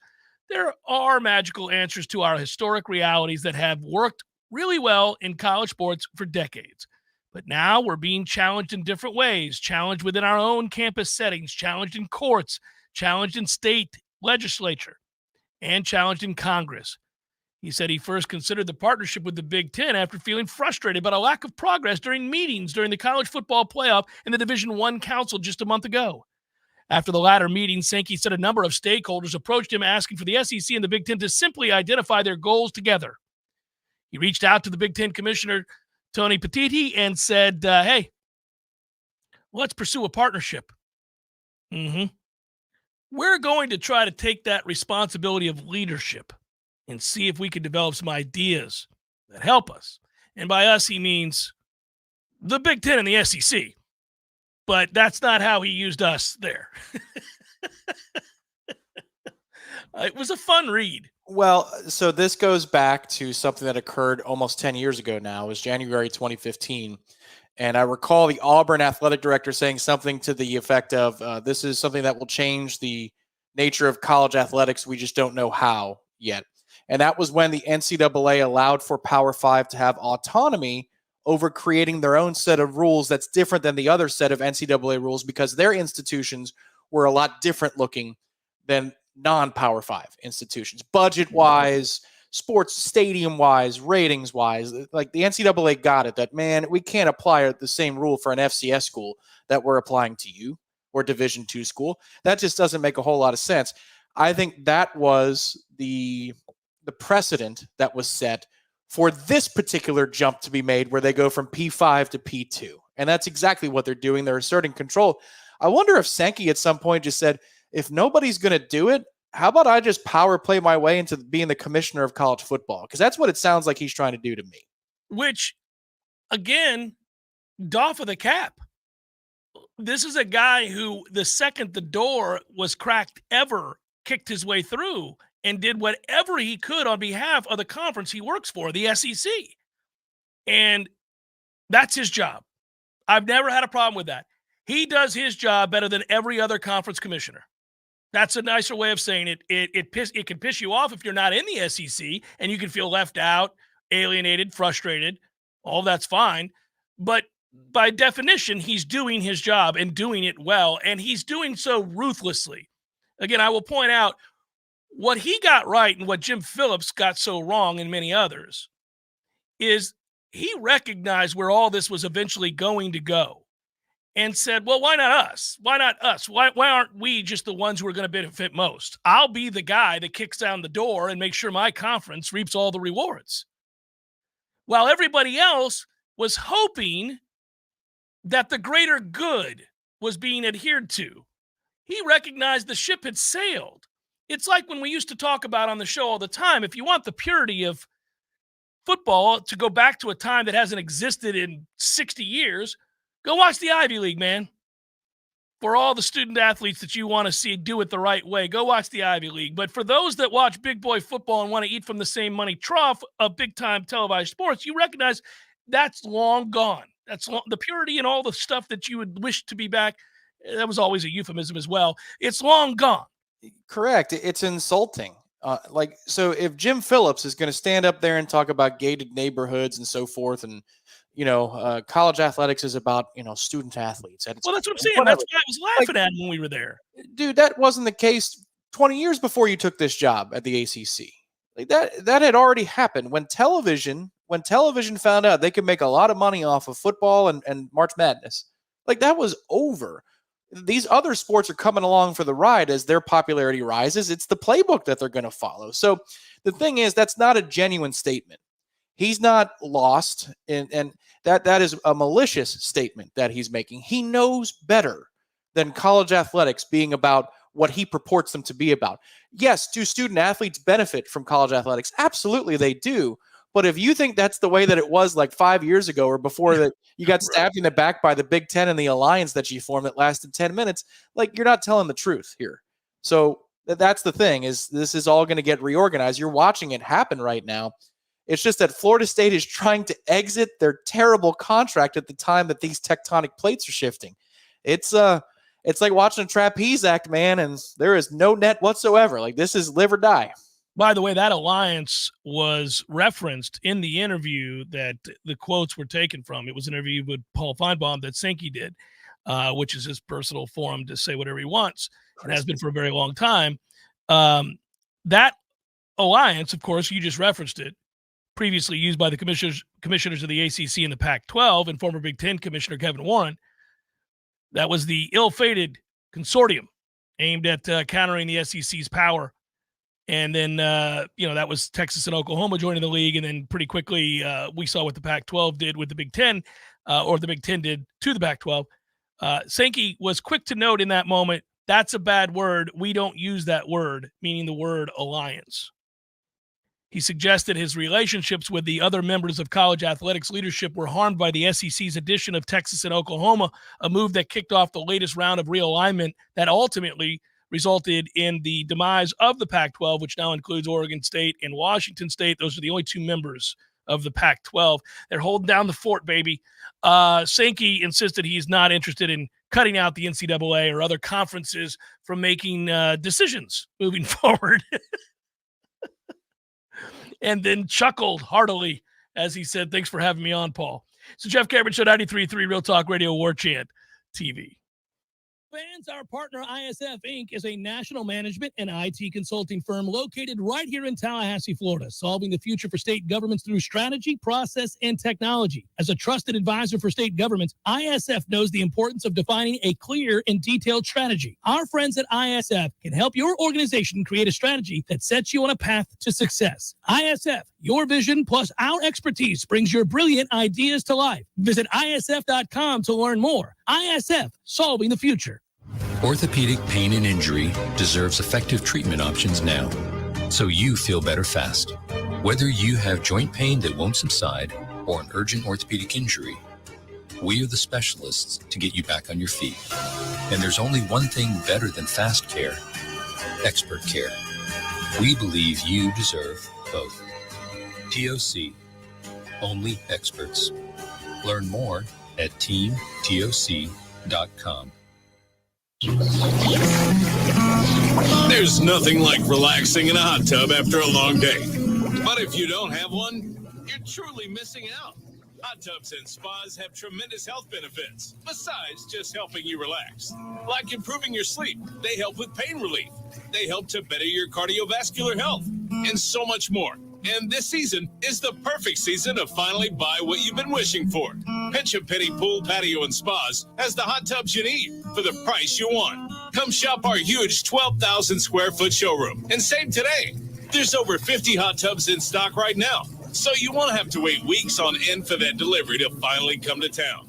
If you're ready to relax, we're here to show you how.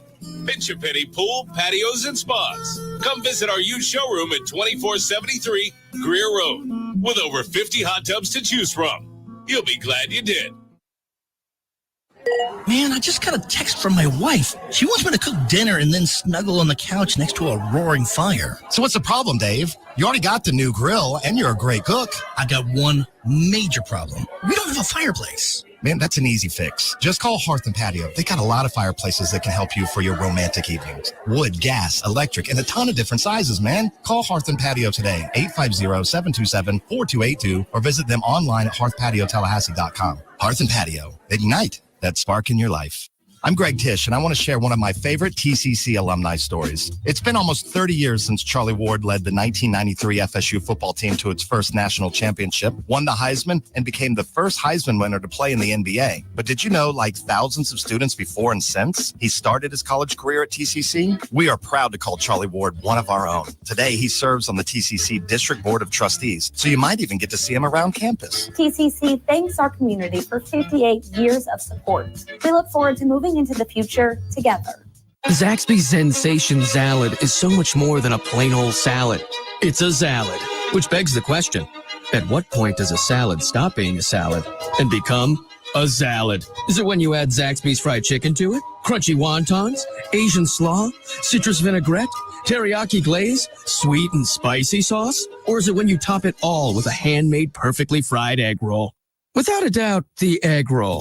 The Sensation Salad, only at Zaxby's. We all want more energy, more strength, more results. Well, welcome to Orange Theory Fitness as you take a step towards feeling more alive today. Backed by science, Orange Theory's heart rate monitored workout is scientifically designed to keep heart rates in a target zone, spiking metabolism and increasing energy. Orange Theory Fitness is a one-of-a-kind group personal training workout resulting in more energy, visible toning, and extra calorie burn for up to 36 hours. Experience a more vibrant life today with Orange Theory Fitness. To find out more, go to orangetheoryfitness.com. The Jeff Cameron Show is a production of the Warchant.com Multimedia Network. Check out Warchant.com today for the latest news inside.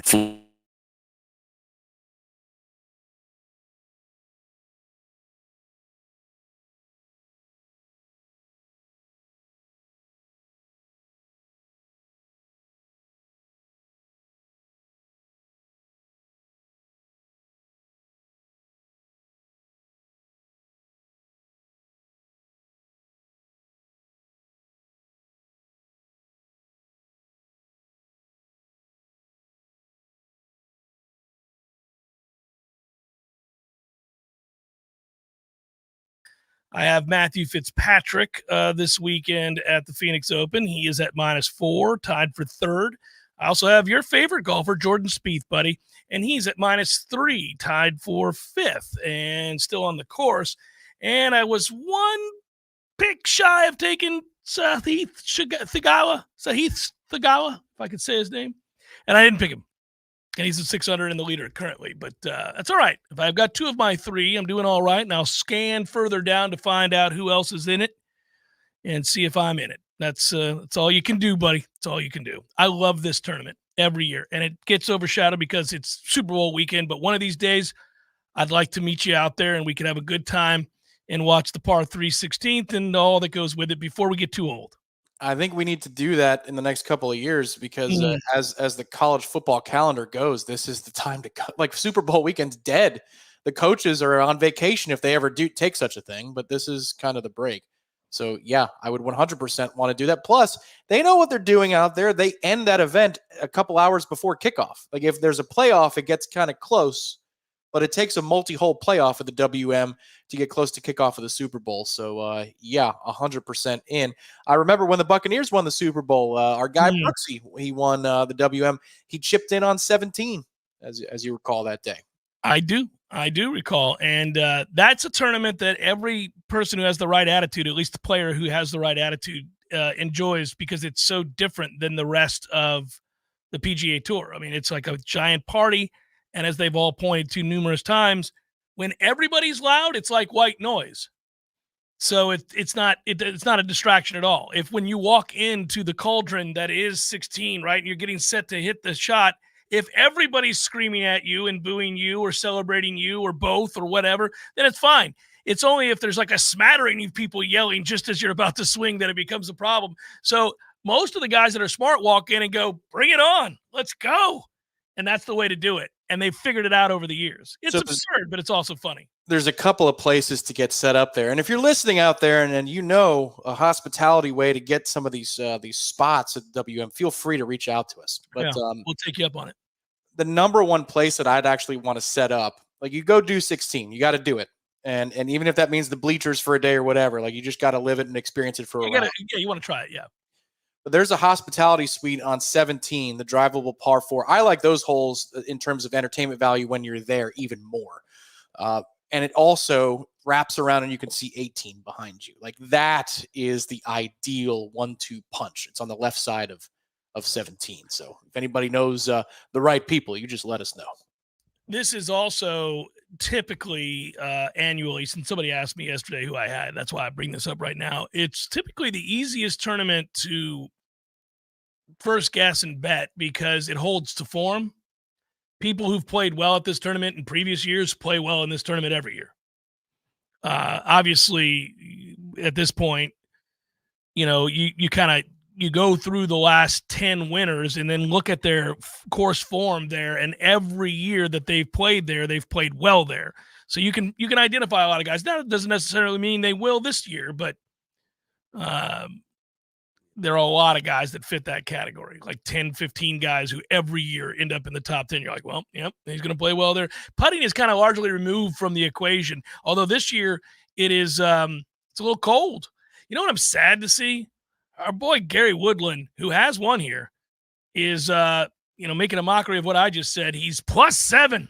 Oh, man. Through 12. Oh, man. Through 12. Gary. Well, he'll always have Pebble. He had one hot week at Pebble. I mean, it's off the reservation, my man. It's not a difficult course. I mean, it's playing difficult today because it's cold. But +7 through 12, I'm frightened. I hate to see it. I won't tune into that round. It makes me, I don't know, it gives me the willies when I watch guys who are really good doing dumb things that we do. I don't like it. The guy that I wanted to put some money down on, and he tees off in 24 minutes, so I got time. But it's Sam Burns, because Sam Burns was 20, well right now. He is, and he's 20-1, at least as of this morning. It was 20-1 to win. And as you've said, guys have horses for courses. He was 6th last year when he played this event, 6th, and he averages top 15. So yeah, he's a weird guy though, because when he plays well, he plays really well. When he plays bad, you'll know early on, and he's no factor. So 100%. But last year he was hot. Days round carefully, Tommy. Well, and what the thing is that last year he was hot in February and in March. He played well at the at Austin the last year of the match play. He played well leading up to the Masters. So yeah, sometimes there are guys who get on a streak like that. Like Hideki can get hot in the winter. Rory certainly has been very hot in the Florida swing, specifically before the Masters a bunch of times. Ian Poulter has been in the past. Our guy Tyrrell Hatton, didn't he just leave for Liv? But Tyrrell loves Bay Hill. Yeah. Can't play Bay Hill anymore, but yeah. Yeah. By the way, somebody asked about it when I brought up draft grades, top 200. You can find that list just about anywhere. PFF also has a list, by the way. We use that service, but that's not what I was using there. I did have PFF's draft grades factored into the other 6 that I used. NFL.com was one as well. There are a lot of sites that do this, but it is kind of fun because you'll go through. And I know you do this for your stories that you write during the course of the season using PFF and some of the other analytics. Mm-hmm. It's kind of cool to note, like, where they have an overall grade at the end of the year for our players. And if you go to that and look up Verse, remember a lot of people, so his games played, he played in 13. Year before he had played 12 games. Year before that he played in 10 games. By far and away, the most amount of snaps that he's played in a single season was last year, 586. He played 412 snaps in 2022. So 586 last year, Tom. And he ended up, obviously, for his career, having great numbers. But they go A-gap, B-gap, over the tackle, outside the tackle, off the ball. They go into every possible category, and he rates extremely highly. So, again, there were, conversations during the course of the year that he wasn't having a great season. He had a very good season. All the numbers that add into that, he had an elite season, especially because he showed that he could do both, right?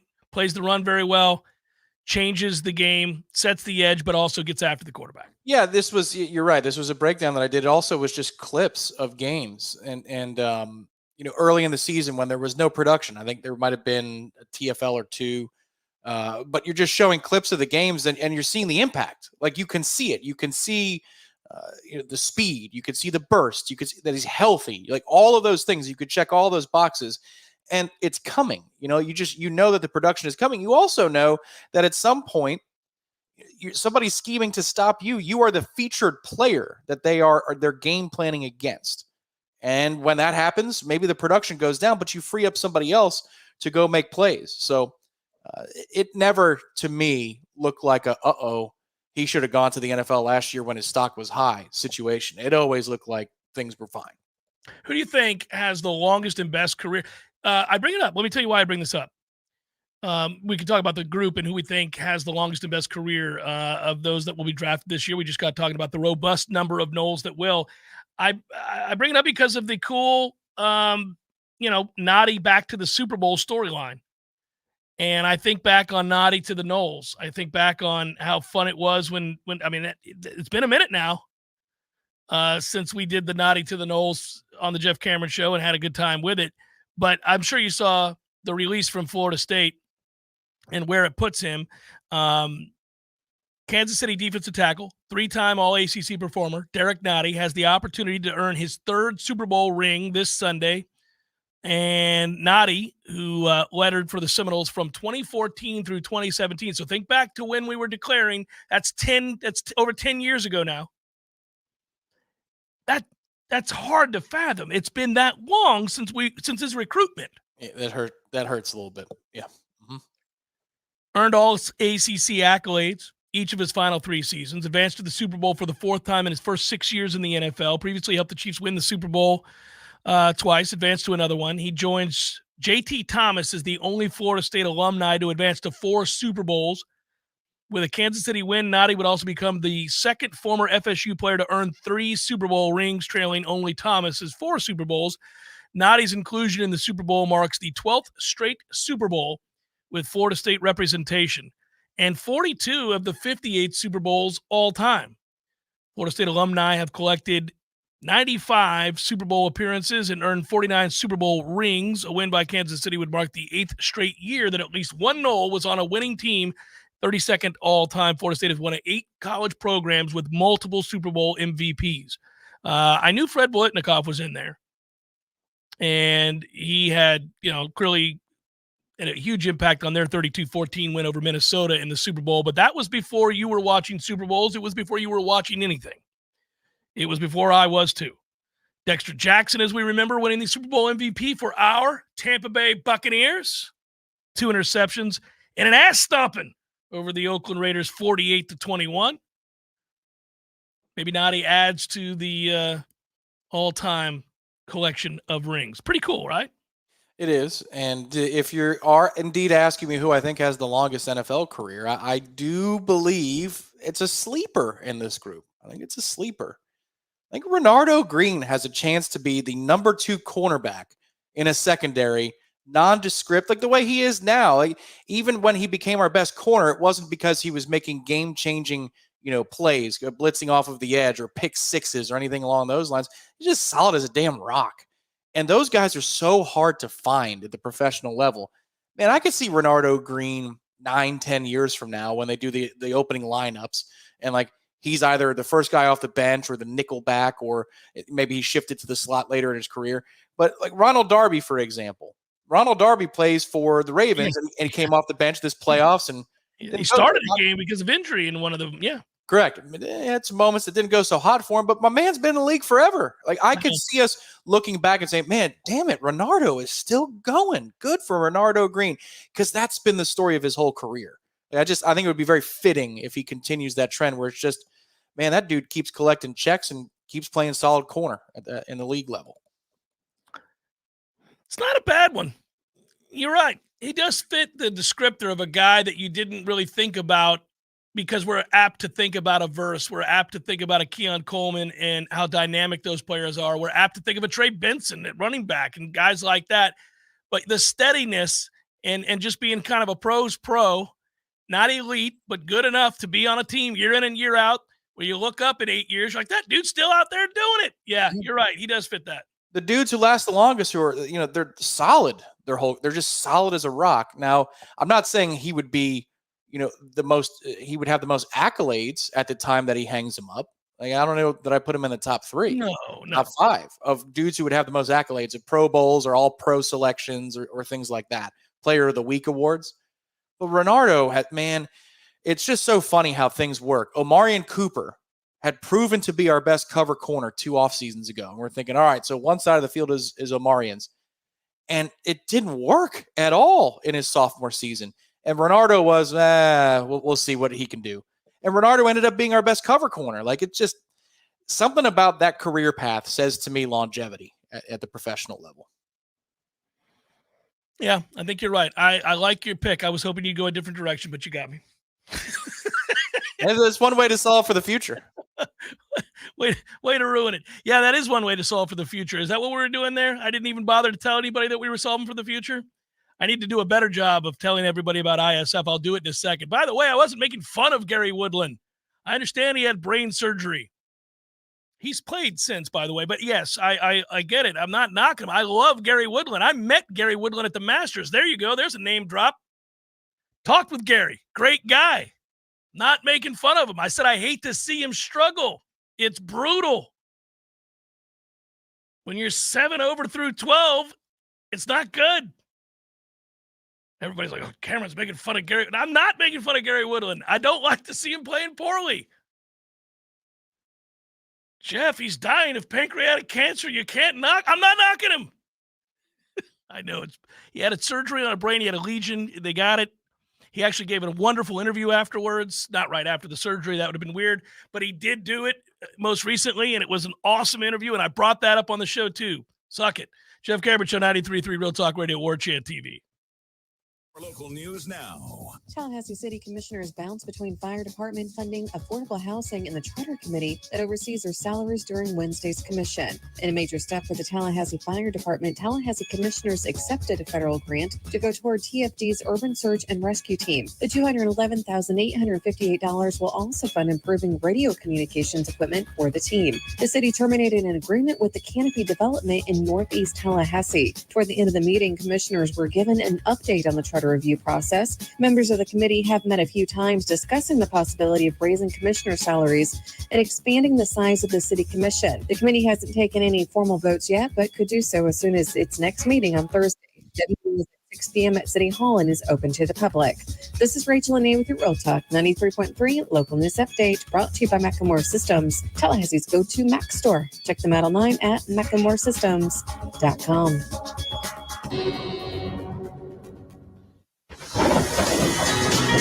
This is meteorologist Paul Trombley with your Real Talk 93.3 weather update.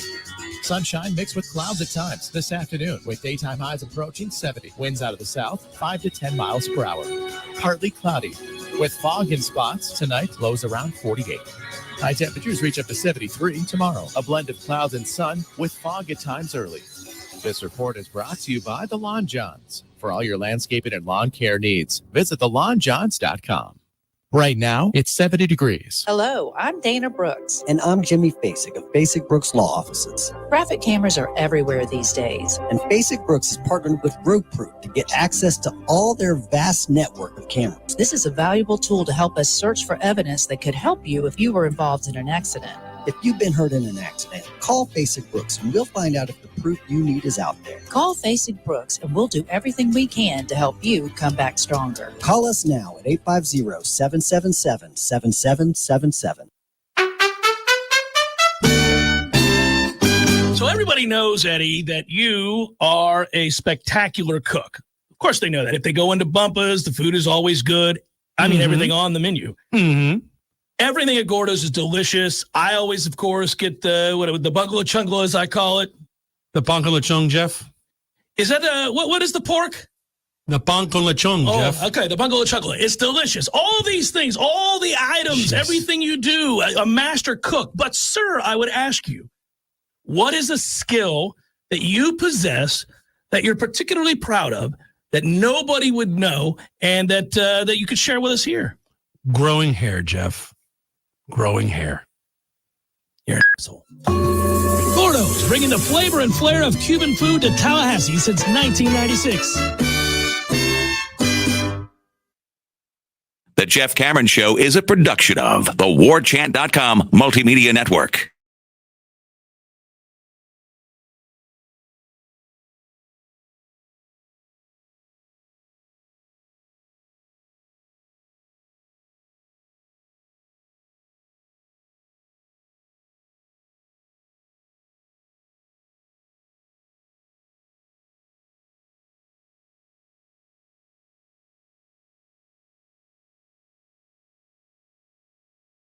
Wasn't paying attention to what we were supposed to be doing.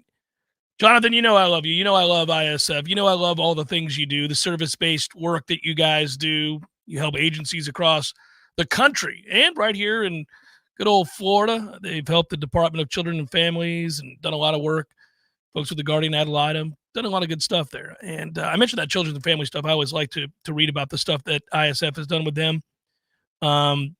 Help define their vision, their goals for the future, critical system serving, which is the public good, right? Delivered a detailed roadmap to guide modernization of the technology operations, updated schedule. Did 4B documentation of the department to request funding for improvements and those things. ISF can do that for you too. You guys listening in state government. Solving for the future is to bring in guys like Noddy. We're just talking about the players that are playing in the Super Bowl, and talent acquisition harder than ever before and weirder than ever before, but it's their job. We have seen today, too, there were 3 more signees. I'm talking about high school signees that spoke before the media, 5 players in total. You had Sean Murphy and Earl Little from Alabama in terms of the transfers. But then you had Kai Bates, Jamari Howard, and Charles Lester, 3 defensive backs that Florida State has brought in. I was extremely impressed by all the interviews. Kai Bates is here for business purposes. I love that about his personality. You can tell he's here to get the job done. To do it right. He's talked about some of the guys he's bonded with already, one of which is A.Z. Thomas. I love to hear that because Azarie is very much the same way. It's about what am I responsible for today? Let's get that knocked out, and let's see if we can have some fun along the way. But you're solving this defensive back room, I think, is solved, period, for the future. The last 2 waves. Too much, Tom. It's almost too much. Yes, the last 2 waves of the guys you brought in out of high school combined with players like Azarie Thomas and Shaheem Brown, and I'm counting Earl Little as part of the veteran core, and Greedy Vance, and Fentrell Cypress. I mean, man, that defensive back room is absolutely loaded. And the 3 guys that spoke today, 6'2", 6'2", 6'1", the modern defensive backs. Florida State's put an emphasis on that length for some time now. It kind of went unnoticed for a while because we weren't winning games, and for a stretch while the transformation was happening, the secondary wasn't good. So when you were bringing in guys that fit that modern mold of 6'1", 6'2", or longer, and that can really run, and it's crazy how hybrid football has gone since, say, even 15 years ago, where these guys can do it all, come up and play the run game as well. Florida State's done a very good job. That's the one segment group where you've not gone into a season. You may not have had a season where you thought these 2 would dominate out on the edges, but you've had options. You've had good players go through there, different skill sets. So you've had variety. And I feel like right now they have stockpiled, and that is solving the future because this is a passing game. The advantages, the efficiency ratings, all of that are in the pass game. Most offenses are pass-based these days. Yes, all coaches will tell you they want to run the ball, but you've got to defend the pass. See what's happened to the linebacker position. It's been diminished. Most teams a lot of times will just have 2 linebackers on the field. And so it's very important that you have guys that you can slide inside that are really long and turn and run and do a multitude of things. Florida State has done a great job with that. And you're right. All of these new guys, every time you look at them, you look at the measurables, and then you hear them talk, you say, these guys are about the business. It's beautiful. It is. And you're going to be sending some good players to other schools. I don't know if it's going to happen as early as this spring. It might be as early as this spring. It might not. But you're going to be sending some really good players who are going to do positive things, make impacts at other schools. There's just – I know, as you're saying, it's correct. There's only 2 linebackers on the field, so there's an extra spot for a defensive back. But you can't put 8 of them out there at one time. And you're going to have a crunch here coming pretty soon, if not at the end of this current spring camp. Like, I mean, just think about it. If you're a redshirt freshman now at Florida State, and you're Quindarius Jones, KJ Kirkland, Conrad Hussey, Edwin Joseph, one of those players. I'm sure I'm missing 1 or 2. And now here comes Jamari Howard, Charles Lester, and Kai Bates. There are going to be more guys coming along the way in the summer as well. I mean, you've got a real logjam there, and it's not like we lost everybody last year. Azarie and Fentrell were already basically 2 of your starters on the outside, and Greedy was your primary backup at slots. And now you're bringing in Earl. I mean, your head spins with all of the options that are here. Florida's going to be a big player in that export market. Yeah, recruit over people. I don't care. And the ones who don't make it, they can leave. And that's where we got to get. It's got to be ruthless. I want to see it at wide receiver. I want to see it at defensive back. I want to see it on the offensive line. I want to go, man, it's a shame we're going to lose so-and-so. He's a really quality player. He's just not good enough to start here. He can take it on down the road. That's what I hope happens everywhere. Recruit over all these guys and force them to fight off the next guy up. Well, that's what Earl Little is here from Alabama. I mean, you could hear it, and we've referenced this a few times, but Clint Lamb from at the Alabama On 3 site, Bama Online, was very good about that kind of stuff. Where, well, this kid's going to be a good player. Yeah. It's just that, it's Alabama, and right now there's a stockpile. Now, I don't know that Clint will be able to do a lot of those interviews the same way 2 and 3 years from now. We'll see if DeBoer succeeds. Maybe he does, maybe he doesn't. But that's where Alabama is right now as a program, that you can have a linebacker speaking today at Florida State that people figure is going to be a starter. And it hurts, but it ain't devastating from the Crimson Tide's perspective. And same thing with Earl Little, that they go out the door. Trust ISF to help realize your innovative vision. Their focus and expertise at the state level helps you attain better efficiency, productivity, and return on investment. That's what it's all about. ISF.com. Thanks for solving for the future with us, ISF. And I say that to say this, which, all right, you can say I'm beating you over the head with it, but don't forget about my friends at Social Kitchen. They've got incredible steaks, high quality meat. Time to rub some meat this weekend, guys. Let's go. High quality meat. Each of these 3 comforting dishes that I'm going to point out to you are handcrafted, hand-prepared by our chef. Our chef, Chris, is really good, and it's seamless and hassle-free. You can place an order online. If you go check them out, all you got to do is click the little button there, and you'll see chicken enchiladas and the recipes that they used and how it was made. You pick it up, feeds a family. Herb pork tenderloin as well. Doesn't suck. Really good, in fact. Mozzarella stuffed meatballs. I love. I mean, every time I get one of these meals, it's delicious. You place the orders. Order Chef Trio, all 3 meals. It's affordable. It's easy. You pick it up. You place the order. SocialKitchenTLH.com. SocialKitchenTLH.com.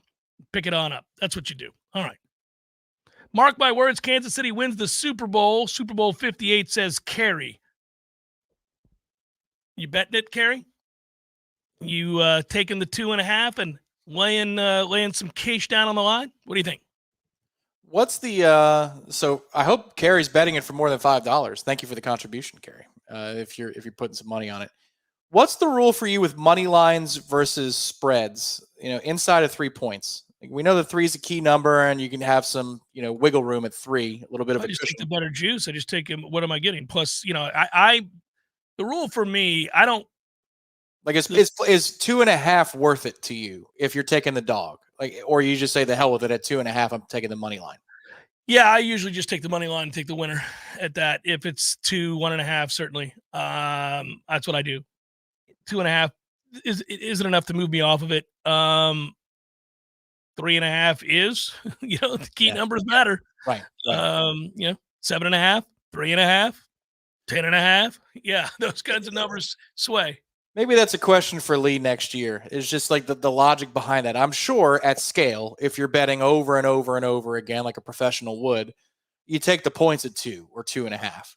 But to me, it just doesn't, in football, it just doesn't seem all that valuable because how often do you find a 1 or 2 just don't see too many 31-30, 24-23, 28-27, 17-16 games. They exist. We've all watched them. They're riveting. It happens. You could lose. We all get it. It's called gambling for a reason. But those numbers that NFL games are decided by are pretty easy. There are big numbers that you need to know and play through or not. And, those are 3.5, those are 4.5, those are 6.5, 7.5. You start getting into those. You do see a lot more 31-28, 28-24 type games, 27-24. You do see that. This feels like one of those, doesn't it? And so if I'm taking the favorite here, I don't mind if I believe San Francisco is going to win 31-28 or 28-24 or 27-24. I'll lay the 2.5 and have fun with it all day. And if I'm on the other end of it and I think Kansas City's just going to straight up win the game, yeah, I'm just taking a money line. I won't take the 2.5. What percentage, if you had a pie chart, because I know you're advanced like that in your household with betting, in the Super Bowl specifically, props versus straight bets, and by straight bets, money, the spreads, the totals. What percentage do you think it is props, dollar wise versus straight bets? For the Super Bowl in my house? Only the Super Bowl. Yeah, because it's a special one where you bet more props than you normally would. So is it 60-30? 70-30 props versus straight bets? Is it? I have fun with it. I do it with the kids. We like, I welcome them in. Come on in, kids. Let's do something wholesome like gambling. And I get them to get in there. First, I have them grab me a beer out of the kitchen. And then they come in and we sit down and, maybe I light up a cigar and I talk about what it means to gamble together as a family. And then from there, I insist on them having a working knowledge of how gambling works, and I'll many years have a similar conversation when I explain to them what prostitutes are, for example. But it's as we go, I kid everybody. But, I wondered what he would do. He did it. I was hoping you'd go Ric Flair. That was the whole thing. Oh, well done. But no, I do sit around with them and have fun and say, all right, guys, what do you want? And I'll look at the sheet. Yeah, it's they'll just pick a winner. But no, I get into like all the pop culture stuff and have fun with it. I'll be like, all right, so, there's a bet out there. How many times will they show Taylor Swift? I mean, how many times do you think, kids? And then I'll just talk about broadcasting. Well, too many. No, but we have fun with it. So, but my personal bets, I have 5 bets on this game, and I kind of gave you one of those bets just now, a little earlier today. Hey, good work out of you. We'll talk tomorrow about all these bets. It's Libations Friday. It'll be just before the weekend gets underway. We'll have a good time. Appreciate you, Director, as always. Be well, everybody. Peace.